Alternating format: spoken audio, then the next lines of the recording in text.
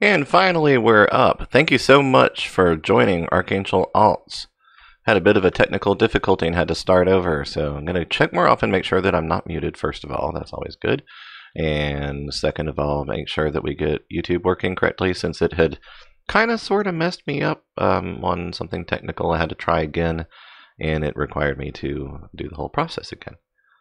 So here we are. First lesson plan, part 1. Part 1 is going to be an overview of everything, and it'll give you enough information to understand what you need to know from the exponential growth curve in order to have the other lesson plans that are available for free make sense. There will also be the paid subscription plan sections to this teaching that go much more deep into detail, and I think that the deeper understanding you have, the more you just have light bulb moments later on as you're trading. And it's obviously meant to be effective in coordination with being able to ask questions anytime. So we're going to try this thing again. I hope that some people will be around in case we get any questions. If not, seems like a kind of a light day today online and on trading. Things are slowing down a little bit. It's understood Bitcoin has come down from $244 million worth of 24-hour volume down to 170, down to 140. Now it is currently at 110 million 24-hour volume in Tether backing the dollar.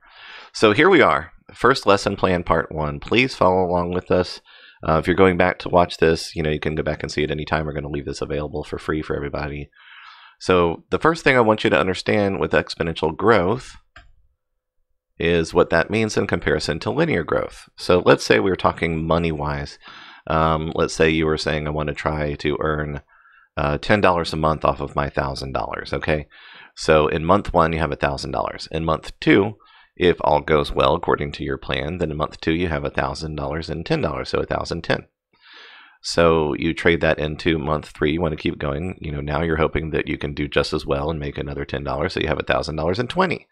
And as you go along, you would have, you do that 12 times in a year, actually in your 13th month. So at the end of the 12th month, you will have earned $10, $10, so a total of $120, which is actually really excellent for a year worth of trading. So somehow you probably have to factor in whether you ran out of any money in circulation from that $1,000 or whether you took some losses and have to make them up. Does it take you more time, or can you do something spectacular to try to make that up and stay on your curve, right? So that would be linear. Exponential growth is exhibited when the rate of change, in this case, how much more money we're earning, the change per instant or unit of time. There's lots of variables here, so that's going to be one of the more advanced things we look over. So the change per instant of unit of time of the value of a mathematical function of time is proportional to the function's current value, resulting in its value at any time being an exponential function of time, meaning a function in which the time value is the exponent. Exponential decay occurs in the same way when the growth rate is negative. So, let's not do that one. So what they're saying is that basically, if you're measuring something that happens over time and you include that in the time that you're measuring, and, you have the exponent of time against what is growing, then either the amount of the thing you're measuring or the length of time are going to change. So in this case, if you wanted to say that, every time, we're calling it in months if it was linear, right? We're saying I have $1,000 and I want to earn $10 a month off of that. So it would be linear to say month until after, 12 complete cycles, you'd have 120. But what if you were saying that, okay, for an interval of time, I want to earn $10. And you were to say, okay, somehow something that I'm factoring in the variables makes it take less than a month, then you're having an exponential rate of growth, or the rate that you're earning is less than a month each time. So even that would become exponential, meaning that let's say that it took 30 days the first time and it took 29 and a half days the second time, and then it took, that became something that you could actually set time to. How much is it taking me less time each time for some reason? Then even that would speed up, meaning that you wouldn't just be losing a day a month. You'd be losing a day and then a fraction of a day and then a day plus a fraction of a day plus a fraction of a day. All of that continues to accelerate. So you end up with this green, this hockey stick where You may start, if you zoomed in here, you'd see, steady growth. It went up by $10. And then you might see that went up by $10.10, and then $10.10 and $10.10 rolled in over and over and over and over. Eventually, you're either earning a lot more in the same time, or you're earning at the same rate in less and less and less and less and less time. So and what I'm telling you is that there are 7 or 8 or 9 or 10 lots of different variables that you can adjust, and you may not even think about it when you're just looking to trade. And it's also extremely difficult to think about when the market completely changes over and over again. What you're thinking might be constant just continues to change over and over. So we see exponential growth, and they talk about it in biology, population growth, and physics, all sorts of things. I do want to go over, this is a very important element. Economic growth is expressed in percentage terms. Yeah, sometimes, sure. In exponential growth. Compound interest, yes, absolutely. Rates provide exponential growth of the capital. We will definitely go over that. And computer technology, processing power of computers, and in computational complexity theory. These are all things. Here's Moore's Law right here. That's why we're going to be talking about Moore's Law. Yes, the curve. Oh, we love that curve. So when we look at these terms, you would think that we'd go straight into the money talk, the money side of this. But we're actually going to discuss more of the technical component first, because it factors into everything that we're doing. So in 65, Gordon Moore, the co-founder of Intel, Gordon, nice name. Also, Half-Life has something to do with exponential growth. So put those two together, and maybe there's a reason somebody's named what they are. Co-founder of Intel wrote a paper entitled Cramming More Components onto Integrated Circuits. In this paper, he attempted to predict the course of the microelectronics industry for the next 10 years. So 65 to 75. So he found that the number of components per integrated circuit had approximately doubled each year for the past 5 years, and predicted that that would continue for the next 10. He noted that 9 doublings had taken place since the 10 he predicted, and he modified his prediction to state that component densities would double every 2 years for the foreseeable future. According to Moore, colleague David House noticed that in addition to the number of transistors per integrated circuit doubling every 2 years, the speed of those transistors was also improving, leading House to postulate that overall computing performance would double approximately every 18 months. Okay, so yes, he made an adjustment to his curve, and that's one of the things that we'll talk about, is that as the market changes, as your finances change, as your accuracy may change, we're going to look at all of the different variables involved in exponential growth and be able to calculate or recalibrate to whatever is happening.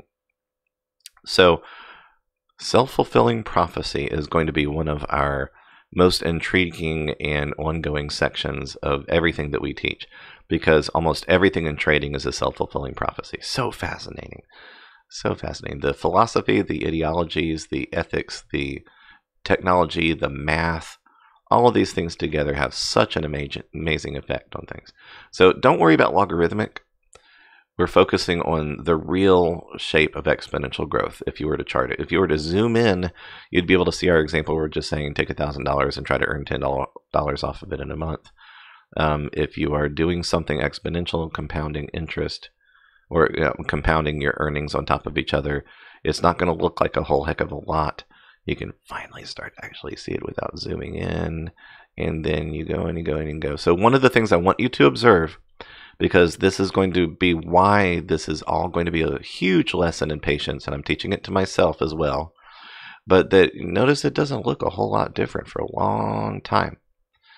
And so really the only way that you can change this is, let's say you're testing with $1,000 and you're making some through here and it's working, and you're adjusting and you're looking what's going to happen, and the market gets really tough, so this takes longer than 4 to 5, and then this gets tough and you say, okay, I'm going to have to extend where the 6 goes, etc., etc. The only real way that you can do something within this part of things is if you increase the amount of money, therefore put yourself further down the line to where this growth in comparison to the beginning is larger. Also of consideration is that if your growth is high enough accuracy over the value of your holds, and there's still not a good reason to take a loss, then it does actually make sense to add money at whatever interval or wherever you are in that growth in order to continue forward. Because you want to leave the value that's already building, that's already there. you're not just patching up problems. You're not just, bailing yourself out. It's not a too big to fail kind of scenario. You're making sure that you can continue on target. Because once you get into this growth, the risk goes up with the growth to an extent, unless you do something to readjust it. But this does eventually happen, and which of us would not want to be somewhere in here to somewhere in here, or even here, or even here? And in what period of time? Well, it depends on what you're setting all this stuff to.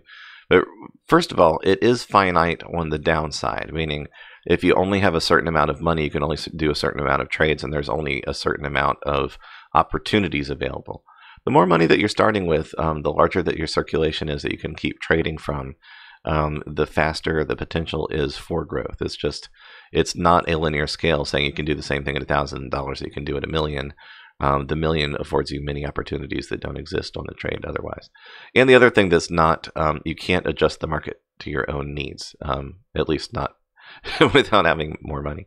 The more you put on the market, the more it affects the market. So in certain ways, everything kind of bends to your benefit the more you're able to do that. So this is what exponential growth looks like, the hockey stick. You can do this to your finances. We've tested on a very small level, and now we're doing the extended version. And because the market has been, if you take this linear, if the market was just sitting where it is and there's plenty of opportunities, we would already be off the charts up here. It's just a fact. But when you adjust into negative 60% on the market, then negative 50%, then negative 60% again, everything is at negative 87 to negative 93 for the most part, in the percentage that has gone down in each of those down curves. So you adjust that, and we're still making very handsome profits.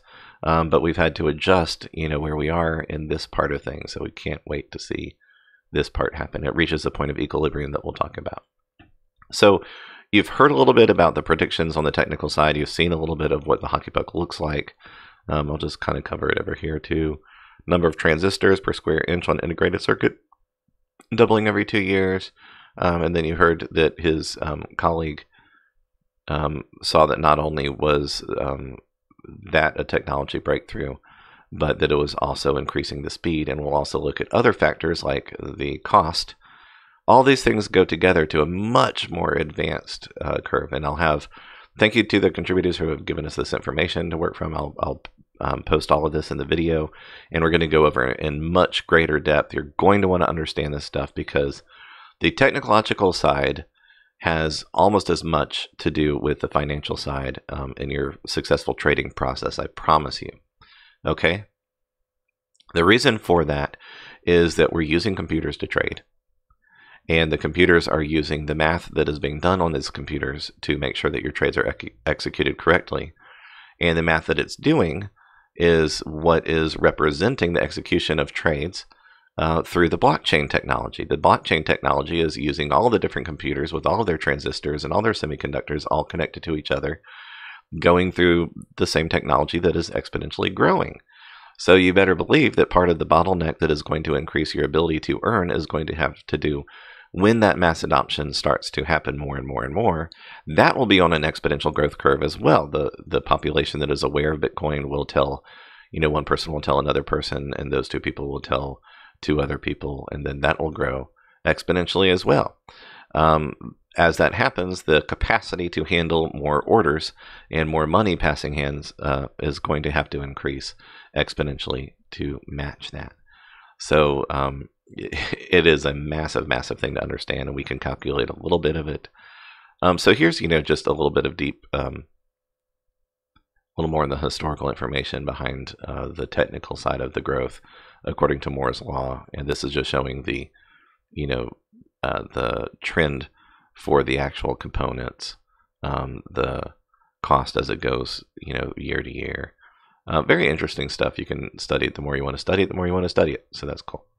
So what I want to do is show you a little bit in, technical terms. We used our example where if we did it linear and we were doing $1,000 and we wanted to earn, let's just give the example of 1% on one trade, or, let's say 1 month is this. So we earned $10 on our 1,000, okay? So if we did that 12 times and it was linear, we would expect 1,000 times 1% to be $10 over 12 months. Doing it 12 times would have $120 profit. We'd have our $1,000 still and $120 profit. So let's do exactly the same thing here. And wait a second. That's not $110. That's not $120. That's $1,126. Well, how did that happen? Wait a second. So that was 12 months, right? 1,000 times 0.01 is 1% times 12 equals 120 plus 1,000 equals 1,120. Where did this come from? So what you can see is out of $120, you have an extra $6.82 from doing exponential growth. Well, you might think, well, big deal. Okay, well, I mean, it is a little bit bigger deal if you're starting off with more money. Let's say $10,000 times 0.01 equals that, times 12 equals that, plus $10,000. And you would have $11,200. So making $1,200 in a year on 10 grand is pretty sweet. But let's say that you do the same thing here.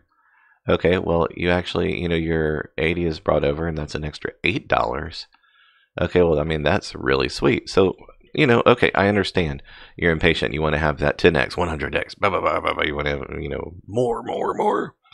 So let's just say that we did, 2 years, doing exactly the same thing. 10,000 times 0.0101 is $100. We do that for 24 months instead of 12 months. So we're going to do that plus 10,000. Okay, so I mean, if I've done this right, you should have $1,240. Well, I mean, who's not happy with earning $240 on top of their $10,000? Doesn't that look like 2,400 though? Did I do the math right on that? Oh my gosh, please tell me to. 10,000 times 0.01 equals 100 times. That's where it's wrong. No, that's right. $10,000. So we have 100 times 24 is $2,400. Yeah. Plus $10,000 equals that. So, my goodness, $2,400 still made on the first 10,000. That's pretty amazing. But look what happens if we do the same thing. So, my goodness, we made, instead of $2,400, we made an extra $297 by doing something very similar. So what is the difference in these two things? And this is going to be, as far as I go in, the basic lesson plan. In the more advanced, with our paid subscription, it's only $99 reoccurring. And with that, it breaks down to $3 a day. We're going to be doing live trading, Q&A, showing you the charts and indicators, and at the same depth that we're going to go into all of the Moore's Law and Exponential Growth Curve. So, this is a substantial difference happening here. And I mean, this may be bigger than the growth that you're actually looking at. The more money that you have to put in it, the thing is that we're not looking to gamble. We're not trying to say, how much of my $10,000 am I going to have left by the time that blah, blah, blah. So we don't know where Bitcoin's going to go up or down. We know eventually it is extremely likely that it goes way up. And that's true probably with Litecoin and Ethereum and XRP and a few of the others, although I think that the most important thing out of them right now is the Bitcoin adoption more than anything else. Spreading it wide is diluting things a little bit, but the stable coins much more than anything else. So let's say that we were looking at a single trade, and I'm going to show it to you this way. You have $10,000, and you're doing a single trade where you're trying to get 0.5% on that, okay? 0.5% on, I'm sorry, $10,000, if I said 1,000. So at $10,000, a single trade at 0.5% is $50 on a single trade. very small percentage, large amount of initial capital for that single trade, you're going to want to have a certain amount of this money circulating in case one of them gets held and you're having to wait for it to clear, but you don't want to wait to stay on target. So let's say you do this once a day, so this represents a day, and you want to do that for 30 days. Okay, so after 30 days of doing one trade successfully without, getting stuck in things, or, you have enough to continue circulating and you're just wanting to measure the profit for now, that would be $1,600 after 30 days, okay? What would that be if it was linear? $10,000 times 0.005, that gives you your 50, times 30 equals 1,500 plus $10,000. So it's the difference in $114 in your first month if you were able to do this every day. I mean, most people won't. Most people would have to break this down, and then, if you did this at $1,000 each time with perfect accuracy, then you would have to do this 10 times in one day to equal the same thing. So that's why it gets very complicated. But let's just pretend. Let's just pretend what happens after 60 days. You're doing absolutely perfect every single time, right? Okay, so let's take our 10,000. I like to do this fresh each time so you follow the logic. 0.5%. And we're going to do that times 60 instead of 30. And, oops. Oh, why did it do it? Times 0.005 equals times 60 equals plus 1,000,000. 13,000. Okay, so instead of 1,500, we now would have made $3,000 on top of our 10, which is unbelievable. Which is why some people would have a hard time believing. But this is even more unbelievable that in our second month, we would have earned almost an extra $500 on top of what we could have done if we just kept it linear. All right, so now you're getting it. So what happens differently between the first and second is that, let's say you do your one all over again. What you're going to do is your second trade is going to include that value as compounding. So when you do it the second time, I know, big deal, right? You've earned an extra 25 cents. Oh my gosh, bring the house down. So let's make that our third trade, okay? Now we're going to look at it as if our third trade was done that way. Okay, well, now we've made, the 150 we would have made linearly, and we've added 75 cents. Well, you might not think that that's a big deal. Let's just keep rounding it off. And, by your fourth trade, I believe, you've earned $1.25. Okay, you've got an extra $1.25 when the first time you were just not impressed by a quarter. That is the splitting hairs that makes the difference between ending up at $90,000 and, $1 million.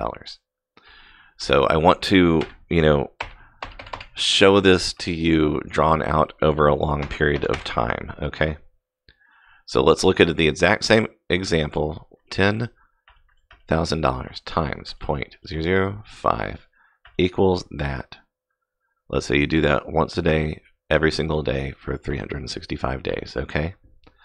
So we're going to end up with a profit of $18,250. Oh my gosh, that's more than the initial thing that we started with.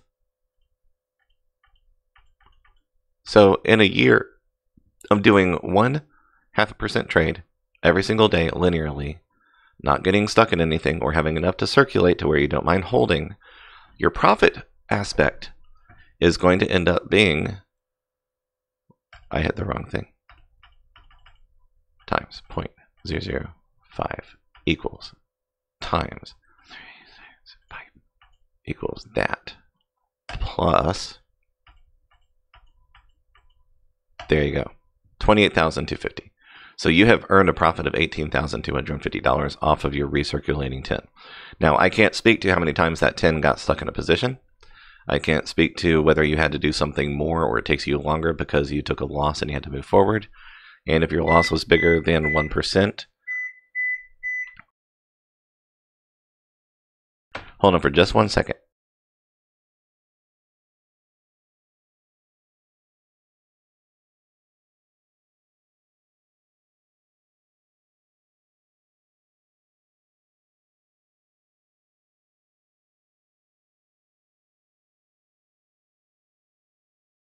Okay, sorry about that. No point in going back to the beginning on this because I think we've covered a lot. But so there are routines that we've worked in order to make sure that you can make up for whatever losses are going on. Yes, I am making sound, thank goodness. That's what I forgot to do the last time before having technical issues with YouTube. So that was 18,000, that we've earned on top of our original. What are we looking at over here? No way. That something's got to be wrong. So you're telling me that if I keep adding in whatever we've earned, and I do 0.5% every single day, it was starting by moving only like a quarter at a time, 25 cents at a time. But somehow I'm going to, instead of making 18 grand, I'm going to make, $60,000, $50,000. That's crazy. This is what I'm talking about. So in order for you to believe it, I'm going to break it down to fewer days, okay? So we're going to look at the example with fewer days. Make sure I'm still not muted. Good. $10,000 times 0.005 equals that. Times how many days? 150 days equals that plus $10,000. So there's our equivalent. 150 days in, we're at $17,500. So we've earned $7,500 on top of our $10,000, right? And yet we've already increased by more than $4 grand. Or let's see, if we take away our 10, it's $3 or $4 grand.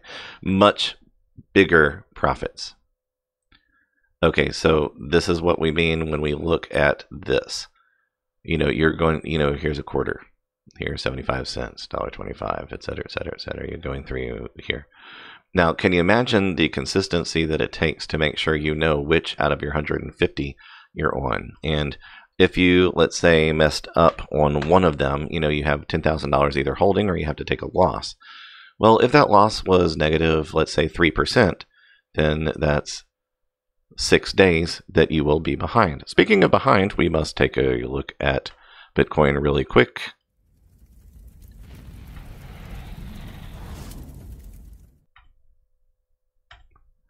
So this should help us get there. Now imagine these guys are about to be affected by the sell-off. The daily sell-off has begun. It's 7:13. Yes, what better time than 7:13 to start selling off? So we were holding at about 38.10, and this is the last time that, nope, you can't see it from there. You can see a lot of down in there. Okay, so anyway, here's what's going on right now. So we should always keep current on that. So 37.91 from 38.14. It's fast, therefore it's significant. But you can see it happened when the volume dropped below 110 million, and I think that that's significant. I think that's part of the reason. Okay, so I'm going to wind up this lesson for you guys. And, just to say, the importance of the exponential growth is something that I really want you to get excited about. And the reason I was showing this, in order to get back where you were, you can make up those kind of things. But, if you don't believe it, test this for yourself. I've got the links to all this stuff. And this is an introduction to exponential growth. So I want to kind of broaden your horizons and thinking in terms of what you're going to learn about how this impacts every aspect of just absolutely nailing these positions, okay? The technical side, the components, the blockchain, the cryptocurrencies and their handling transactions, the number of people versus the number of computers versus the processing power of those computers, the accessibility, meaning that more people with cheaper computers that work faster can do more trading, and the list of effects go on and on and on and on and on. So very exciting stuff. What I recommend you do, be patient and diligent, be a good student, and don't just trust these numbers, but plug them in and try charting them one at a time so you can see exactly where that growth is. And something that I recommend doing is to, take, let's say that we've done this for 4 months to get, 90 days worth of this growth in. Well, let's see exactly where we would be on that day, so like you put that in and you say, okay, what would the next day be? So I should be able to grow from $80. Well, why is that significant? Because after a couple of months of doing this, your very first trade, you were able to earn $50 off of a $10,000 trade, right? That is correct. So it takes you 3 months for that same trade to be worth about $30 more. But that also means that you have to have enough capacity to be able to increase your trades that size. So you may find that you have to be very patient for a long time if you have more capital that you need, if you have more trades that you need to do, and you need more than 2 years, let's say, to get to that growth. So what we need is not only accuracy, but being able to somehow be able to do more than one trade in a certain time period. So I'll just, to wrap this up, let's just say we have $10,000 for a trade, and we have something built in for, we have $1 million to keep trading no matter what happens in the market, okay? But we're going to say we can do 4 of these in a day. All right, so on our first day, we have our $450, right? Our second day, that would give us $400 if it was linear, but instead we have an extra $4. Okay, that was a huge jump to happen to do 25 cents, 75 cents, $1.25, et cetera, et cetera, et cetera. You see what I'm saying, right? Okay, so time, by crunching the time down, let's say after our first week, if we just looked at profit alone, okay, if you were able to do 4 trades a day, $10,000 per trade, and you did it every single day for a week, you should be up by $1,400. So, we're going to show how the whole model adjusts for the volume. The biggest issue that we ran into in the past, and I mean, this is the right kind of problem to have, but, working with investors, we tested it at literally, I think we had enough for 3 trades at $20. And we, we kept doing that correctly. So when, we had money to test more, we put $170 in, and we grew that for a while. And then we added 200 something and grew that for a while. And what we found is that we finally hit a point where we were able to trade so fast on these little 0.1, 0.2, 0.3% profits. I mean, 1/3%, very, very small, not 0.5% even, that we did hundreds of them and hundreds of them. And we eventually got it to where we were making $60 over, on top of, $100 and $200 total that we had available.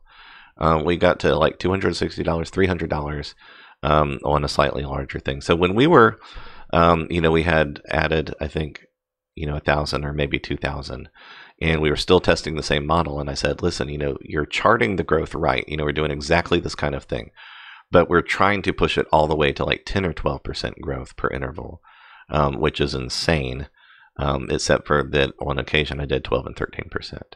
And that just really technically shouldn't happen, and it's not sustainable. It's way too much. You need to set it lower with a larger initial value, or you're going to wreck yourself at some point, because the exchange is a place of other people and their extremely good programming skills. So they know how to take advantage of your weaknesses as a human being trying to trade, okay?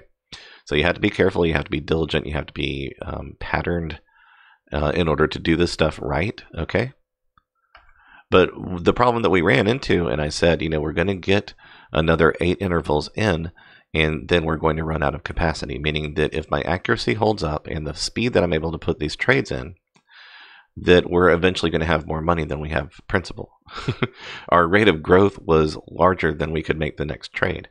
Meaning that, if we had, let's say, $2,000 and we were growing by 5% and we were on interval 10, okay, so we had grown $1,257. And, the example here, I mean, if you were not taking into account anything being stuck in a position, we had literally only this amount of money. We didn't have enough money to circulate anything else. So you have to have something in your circulation to provide for that. And we created a model called the rule of fifths that you'll be able to follow and track and see what you need to do to either, be very patient or to radically, increase the front end of that exponential growth curve. So we call that hacking into your own personal growth curve. And that'll be one of the important lessons that you learn. So this is the end of lesson plan part 1 for the exponential growth curve. I hope that it makes sense. If it doesn't, or if it does, please share with others, share with us, subscribe, ring the bell, leave a thumbs up. Thank you so much for whoever did already on this one. And we just, if you see this in there, I'm going to leave it to always be available for you to learn from. Thank you for sitting through the technical difficulties. And for now, Archangel Alts out.